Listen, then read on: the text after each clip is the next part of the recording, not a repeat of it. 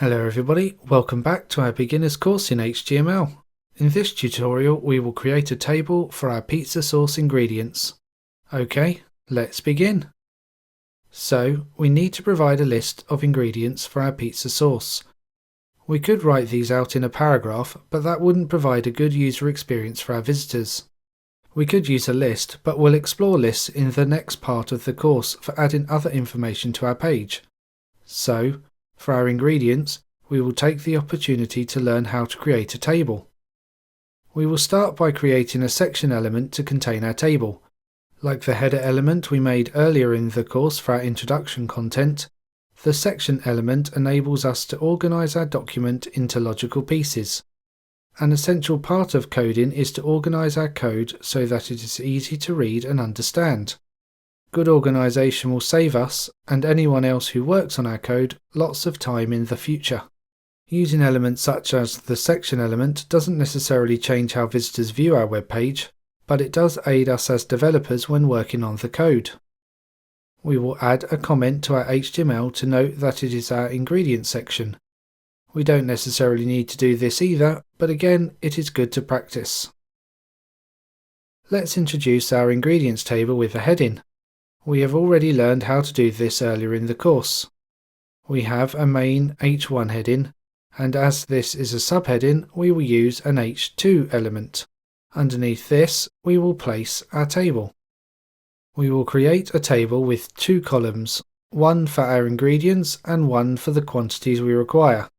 To begin, we open our table using the table tags. We will use the table head and the table body elements to provide structure to our table. Like the section element, these elements are not strictly necessary, but they help organize our table. We can also use them for styling later on. We will use the table head element for our headings. We create our table head element using the thead tag, where the T stands for table. Inside the table head, we will add our two column headings. These will sit in our first row. We wrap each row in the TR tags, T for table, R for row. Once we have created our row, the number of columns will keep going as long as we continue to add cells to the row. We can add cells using either the TH element for headings or the TD element for data. We use the TH tags to enclose content that we want to be a heading. T for table, H for heading. Our headings are ingredients and quantity. That is our table head section complete. Let's see what this looks like in our browser quickly to see the first part of the table. If we refresh, we can see our table's first two columns, and the two heading cells we have added are in the first row. As they are headings, the browser has automatically increased the font weight to make the text bold. Notice that there is no border to define our table. In the CSS course, we will provide more styling and add a border to the table. As we are focusing on HTML in this course, this will do for now. Once we have added the data, the table will take on more shape, and it will be easier to see the structure. Back to our code editor then, we will now add the body of the table using the tBody tags. Inside the body, we will create each row, again using the TR tags. Each cell, or table data content, is wrapped in the TD tags, T for table, D for data. In each row, we will add an ingredient and the quantity. Remember, all of this information is available in the written supporting guide on my website, webcodefun.com.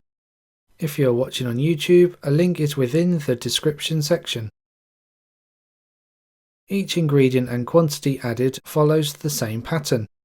There is a row and two columns of data added to that row. Each time we start a new row with the TR tags, we add a new row to our table.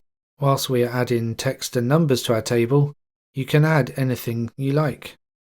You could place an image inside the TD element, for example, or a list. Okay, we have added all of our data. Let's see what it looks like on our web page. If we go to the browser and hit refresh, we can see our table. It has two headings and a list of ingredients and quantities underneath. It isn't pretty to look at, but we will improve the styling when we get to our CSS beginners course. Okay, that's our table added with our ingredients and the quantities. We have learned to use the table head and the table body elements to organize our code. We have created rows using the TR tags and added data, either with the TH tags for headings or the TD tags for cell data. In the following tutorial of this beginner's HTML course, we will add lists to our page and discuss nesting elements. Bye for now.